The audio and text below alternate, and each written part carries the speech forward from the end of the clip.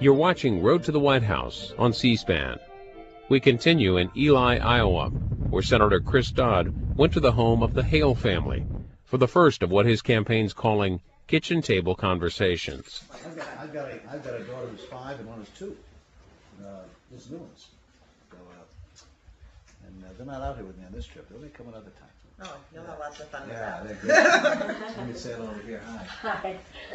Hi, I'm from Illinois. Nice to meet No, you. I'm an Iowa native, but Yeah. I'm from Illinois now. All right, nice to I'm meet you. Case Aunt. Nice to meet you. Nice to meet you. Nice to meet you. Where do you want to sit? Should we get around the kitchen table? Yeah, good. Come on over here and we'll chat for a little bit. Let me ask you, you know, I'm running for the presidency. And what would you want me to do? If I became the president tomorrow, what would you like to see me do? What would you like to see my priorities be? Environment. Environment? Yeah, force the coal people to clean up their mess. Force people to clean up after themselves. Mm-hmm. You know, more fines for not recycling.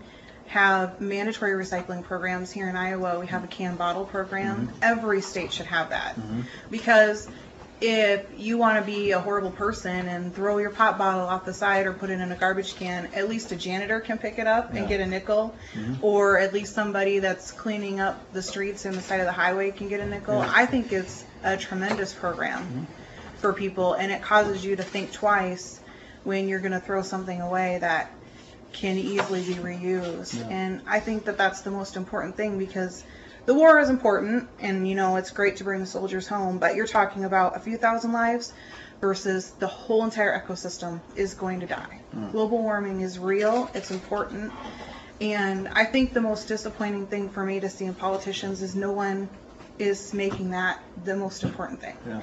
How about Because you, it's important to have air to breathe, you know. What about you? What would you? I would like to see changes in education Yeah. with the No Child Left Behind. What would you like? Because both of my boys have struggled with learning disabilities, Yeah. and I don't think they are getting the help that they need to succeed. And I don't think they're getting that help because there's no money to fund that help at all. Because I can't afford a tutor for them and to get them extra help. How's Because the quality of the school they go to? What do you think of the school they go to? the school they go to, the quality is pretty well. They do well with what they have, Yeah. what they're given. But without the funding there and without the extra help or the extra teachers there to get them more individualized attention, to get them up to where they need to be, it's not going to happen. Yeah.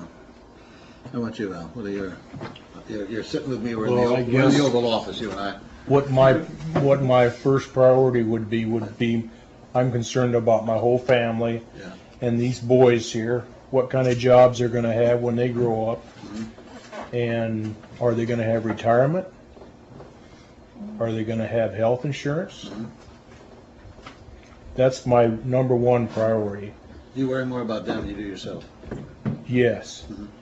But I think about the guys in Iraq every day. Yeah. But you've been there.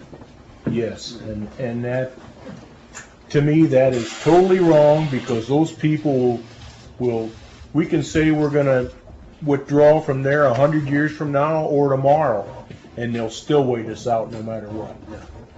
So it's Well, I couldn't agree with more. I'd start redeploying tonight if I could.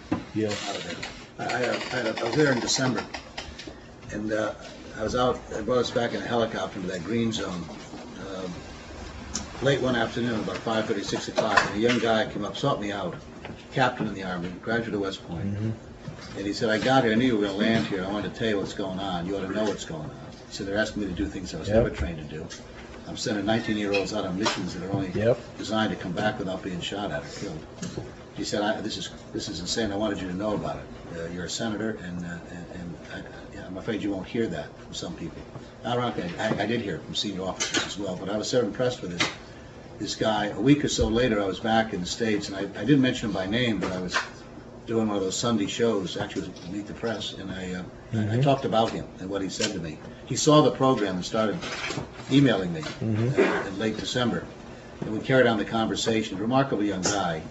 He was also identifying and working with young Iraqi children who had life-threatening illnesses, and had hooked up with an organization called the Gift of Life in this country, where he was arranging for them to come here and get in case the heart valve fixed. Right. And he was killed on January 20th. Left a 14-month-old and a 2-year-old back there. Brian Freeman is his name.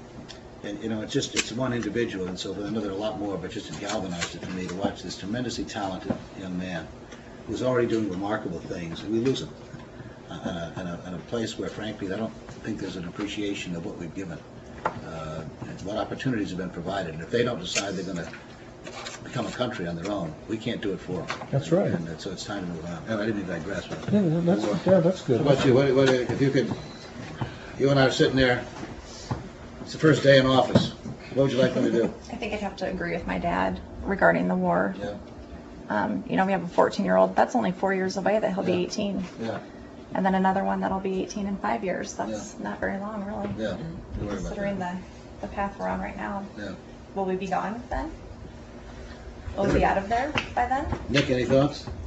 I'm a little different than most people. I'd say the national debt is my number one concern. Yeah, I'm kind of worried about cutting taxes in order to pay for it 10 years from now, 5 years from now. Yeah. I don't like to see that. I like to see it where it was heading before I feel Bush got into office and then it started heading the wrong direction again. Yeah. So I was pretty happy with what was happening before that. And Yeah. then We're about to eliminate the national debt altogether. Yes. Remember that clock that, you know, spins every nanosecond? We actually had a hearing to discuss the negative implications of retiring the national debt. Yes. That's how close we came to doing that. Yeah. Now we're back up to projected deficits of trillions of dollars. More debt accumulated in this administration than all 42 other presidents combined in the history of the And country. you know who's going to get caught with all that debt? These Yes. guys. You're absolutely right. Yeah. I look at Yes. the price already. What would you guys like to do? If I'm the president, you're going to come down and visit me, and what would you like me to do as your president? Have any ideas? No. No. I bet you have an idea. What would you like me to do? I don't know. No? How about you, Braden? How about helping the farmer? Well, that's a pretty good. Do you think we ought to do that?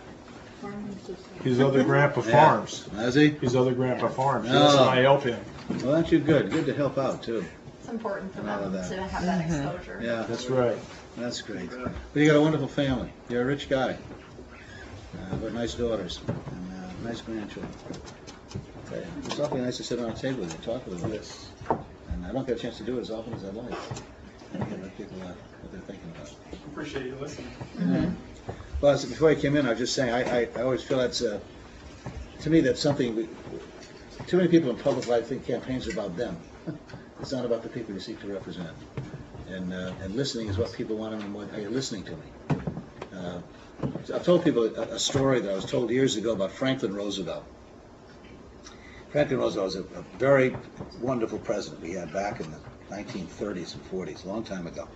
But when he died, there was a funeral procession for him, and a guy was interviewing the people around the procession about Roosevelt. And they asked about him, and one guy seemed more grief-stricken than the rest of the reporter assumed he knew President Roosevelt.